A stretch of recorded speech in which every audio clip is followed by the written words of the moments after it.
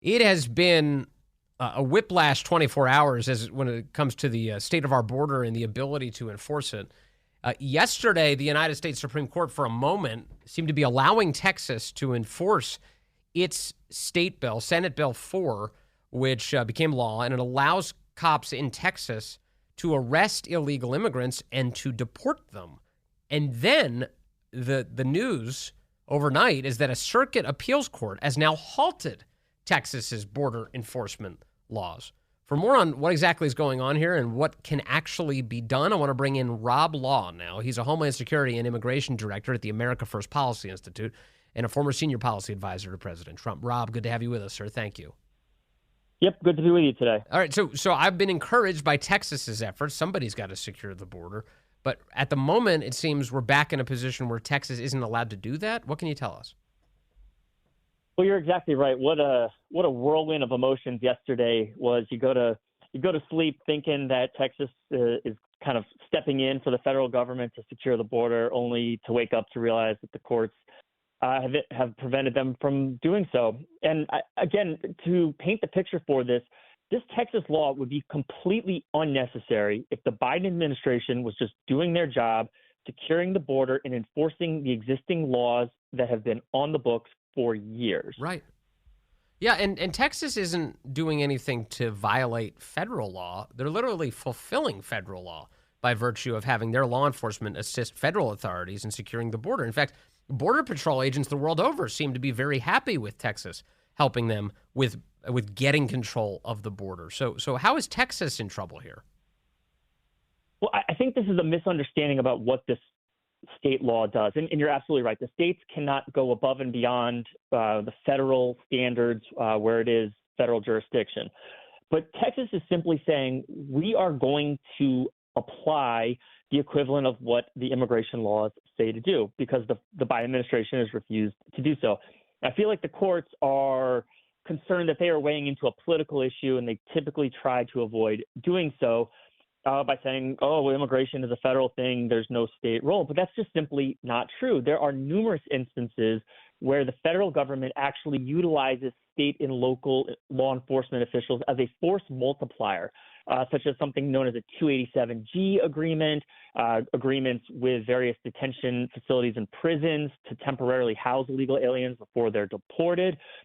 This is akin to the exact same sort of level of partnership that used to exist. And again, this all goes back to every single time Texas has taken courageous steps to secure the border, protect Texans, and really protect the entire nation, the Biden administration has run to court to prevent them from doing so. Now, I know in the court arguments, in terms of how the Supreme Court's thinking about this, there's a lot of people have been bringing up a decision involving Arizona from the early teens that the court said that an Arizona law that dealt with immigration enforcement was unconstitutional. To what extent, how are these things overlapping, the Arizona law versus the Texas law now? And I understand that also Texas has been arguing, well, in fact, the Arizona decision should be overturned because that was wrong. Well, I would certainly agree that the Arizona decision was ruled erroneously. And again, that was actually only a partial ruling. Part of that Arizona law was upheld. Nobody likes to talk about that, at least nobody that's for open borders, right. And those on the far left. That part of that law is actually still in effect today. I think these laws are distinguishable, but to Texas's point, it is wise of them to raise the issue of overturning Arizona v. U.S. because, again, this is not the states trying to create a new enforcement apparatus that is superior to what is the federal standard.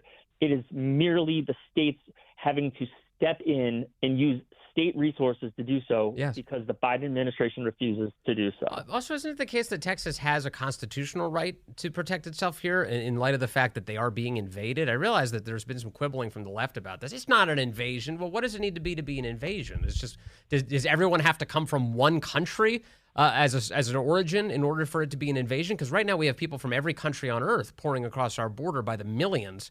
At some point, it has to cross the invasion threshold.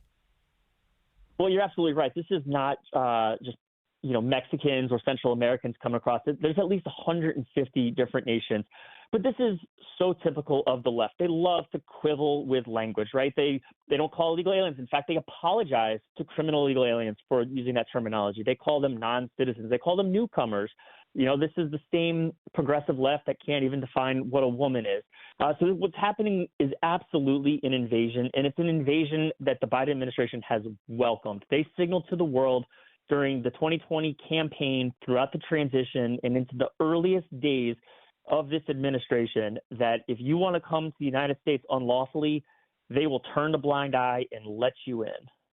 Right. And so Texas, by virtue of the fact that the Constitution specifically says that a state that's being invaded is allowed to thwart that invasion, is that the case that Texas can prevail on before the court? It'll certainly be tough. I think, again, citing the Arizona case and some other cases that have not gone, I'd say, the way of immigration enforcement advocates before the Supreme Court, it's definitely going to be an uphill battle. But, again, kudos to Texas for bringing the fight to this administration. It, again, should have been completely unnecessary to do so. But, even if this law is struck down, Texas and other states have other state-level enforcement mechanisms they can do. They can enforce their anti-human trafficking and smuggling laws. They can impose swift penalties at the state level for fentanyl trafficking and other elements of it. There's a way to be creative without specifically targeting immigration status, even though there is an immigration nexus to all this other criminality that is occurring as a result of the open border. So I saw yesterday that the government of Mexico said, despite the Supreme Court ruling,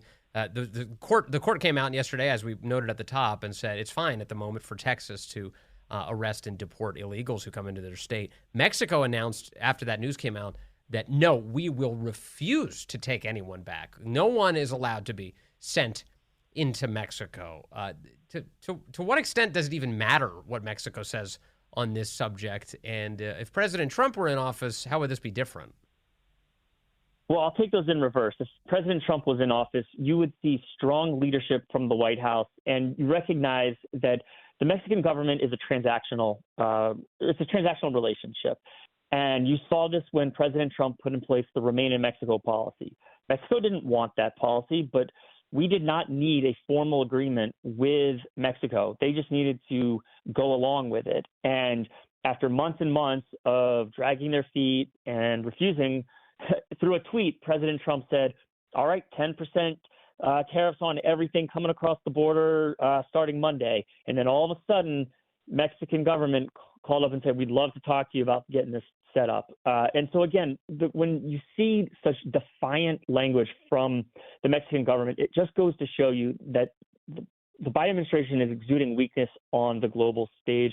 Mexico bears a lot of responsibility for this. Obviously, the primary responsibility is the Biden administration, but Mexico is refusing to secure its own southern border. Yes. They know that these illegal aliens are coming to the U.S., and Mexico is saying, we'll let you through as long as you very quickly move it. Don't linger, and definitely don't commit any crimes while you're here. But if you move through quickly and come get to the U.S. southern border, we will allow you to do so. Well, exactly. And again, that was another example. Yep. And they're selling us out. Yeah. They're selling us out. So guess what? I don't care what you say. We're going to dump people right back into your country if they try and get in here. I mean, that seems to be that turnabout is fair play, don't you think? Absolutely. And it's time that, the United States takes a far more aggressive posture with Mexico and said, how many billions of dollars are we giving them in foreign aid, in other sorts of, benefits? We give them, preferential trade treatment. We streamline, commerce across the border. And then they completely disrespect our own national sovereignty by allowing illegal immigration on their side of the border and then refusing to take people back that belong in Mexico or somewhere else, or at least that pass through Mexico on their journey to the United States. Rob, I don't know if you have a number off the top of your head, but do you have a sense of how many illegal immigrants have poured into the country since Joe Biden became president? Yeah, so it's an astronomical number. When you account for those that came across the southern border, those that have been flown in secretly, and then the nearly 2 million gotaways, We're looking at between 10 and 11 million illegal aliens in just slightly more than 3 years. And what's it's astonishing. And obviously we're seeing some of the impact of the crime, and this week there's been a healthy debate elevated by Elon Musk and others about the electoral impact. When you have just that many human bodies in the country, it changes the electoral college, it changes congressional maps. What's the long-term impact of bringing in, say, 12 million people that quickly? Well, certainly there's the impermissible balance of power shifting by giving blue states more representation. But you have schools that are overrun, as currently a K through 12 education is mandated for everybody, including the illegal alien children. Housing costs will go up as these people have to live somewhere, and you've seen once beautiful places like the Roosevelt Hotel been turned into illegal alien housing centers. People are losing taxpayer resources to illegal aliens, and you see that the legal residents of New York City, Chicago, and elsewhere are fed up, and they're tired of their communities suffering that have been longstanding suffering, and now they're just being cast aside. Say, you just deal with your plight. We have got to care for the illegal aliens. There are numerous downstream negative effects of illegal immigration, and at this large of a scale, it's unsustainable, and it's really breaking the fabric of what it is to be the United States. Yeah, it definitely is, which is why so many people are praying for a way out, voting for a way out this year. Rob Law, Homeland Security and Immigration Director over at the America First Policy Institute and a former senior policy advisor to President Trump. Thank you, Rob, for your time today. Really appreciate that.